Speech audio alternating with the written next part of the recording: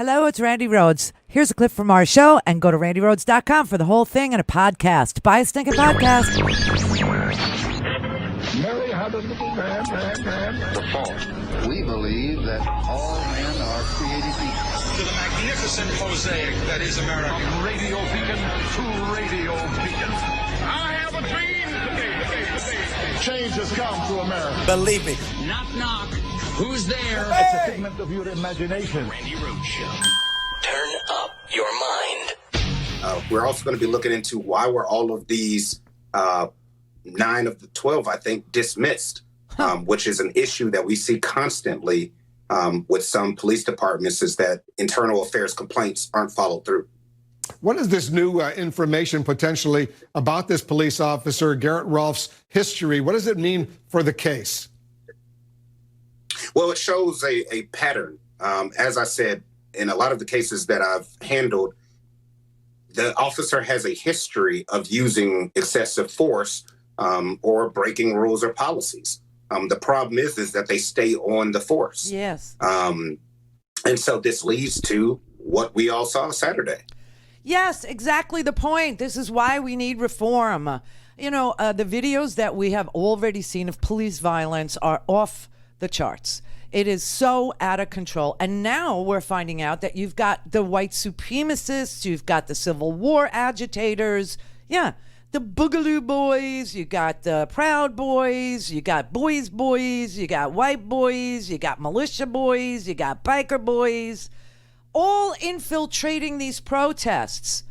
Just like I told you, the Wendy's in Atlanta was set on fire. By now, we're starting to hear two white girls. One was wearing all black, and the other one was seen by a bystander, and he recorded her lighting the match. Okay, I can show it to you. It is just so unbelievable. The 3rd precinct in Minnesota, in Minneapolis, right? We saw that the guy who was arrested for setting that on fire was also a white guy. And now we see in Las Vegas, there were 3 Boogaloo trios that were planning violence like they thought they were in the military. We saw what happened in Albuquerque, New Mexico with this New Mexico Civil Guard. And one of the guys, turns out the guy that shot the people in Albuquerque, New Mexico, we showed you the video of him yesterday, and then he got surrounded by protectors who were all wearing their field gear and their fake military outfits. And these Army surplus stores must be. But it turns out that these 3 guys do have military backgrounds. And Stephen Parshall is from the Navy. William Loomis is from the Navy. And Andrew Lyman, I think his name is. He's an Army reservist. And these 3 guys were conducting their own version of military operations, talking in code, wearing this tactical military gear, carrying weapons. They had explosive materials. They were conducting reconnaissance missions. They were following the playbook of the IRA, the Irish Republican Army. Swear to God. They even when they were arrested, they had a copy of the IRA's Green Book, which is a training manual written by the IRA, the Irish terrorist organization, that was trying to wage war against the British government, and they targeted police. But it's just so unbelievable. And they're 35 years old. They're not kids, okay? They're just not children.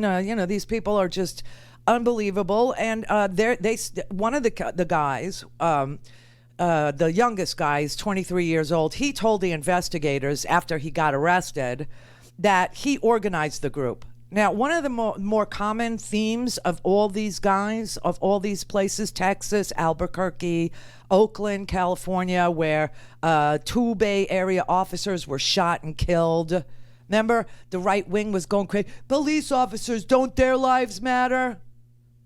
Charlie Kirk tweeting at me. I tweeted back at him last night saying, the 2 Bay Area officers, they're tied to the right-wing Boogaloo groups. Care to comment now? Oh, no, all of a sudden it's very quiet. They killed David Patrick Underwood And they killed a sheriff's deputy in Santa Cruz, too.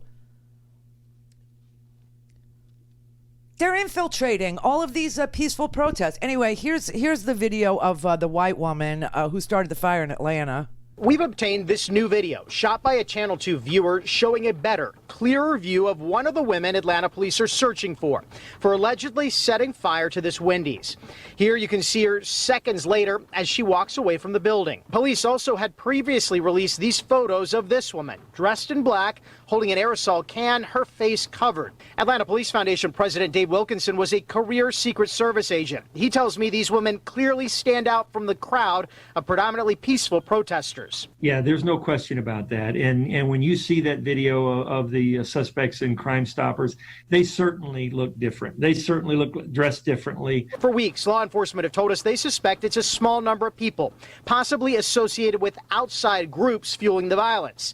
This is what GBI Director Vic Reynolds told us earlier this month. Anecdotally, we're confident that there were groups present here that we expected to be here. The Police Foundation and Crime Stoppers are offering a $10,000 reward for info on these women and any others who may be linked to the arson. We're talking about the individuals that are literally throwing Molotov cocktails, right? The folks that are setting businesses on fire. Look, she's doing it. It appears that their intention for being there is to destroy property and wreak havoc and create violence.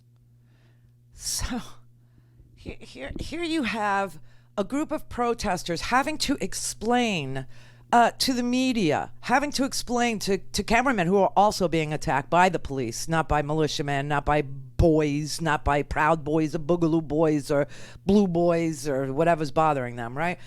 No, but they're having to explain why the neighborhoods are on fire after somebody gets killed. And they don't even know that they've been infiltrated and that their community didn't do the violence. That these were the same idiots that were in Michigan with the reopen protests. And the thing that they all have in common is they all organized themselves on Facebook.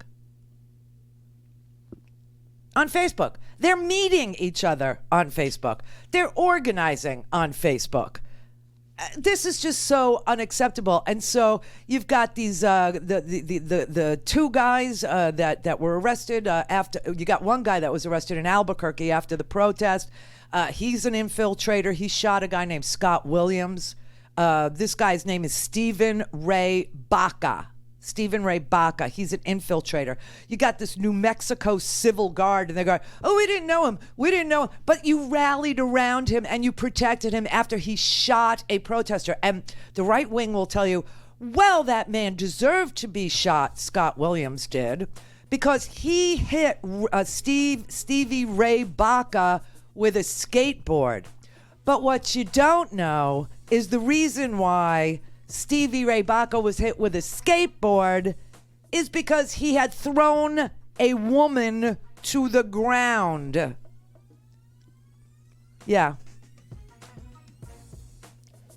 Stevie Ray Baca started the violence by, quote, violently throwing a woman to the ground, and the protesters went after him to get him to leave, and Scott Williams hit him with a skateboard.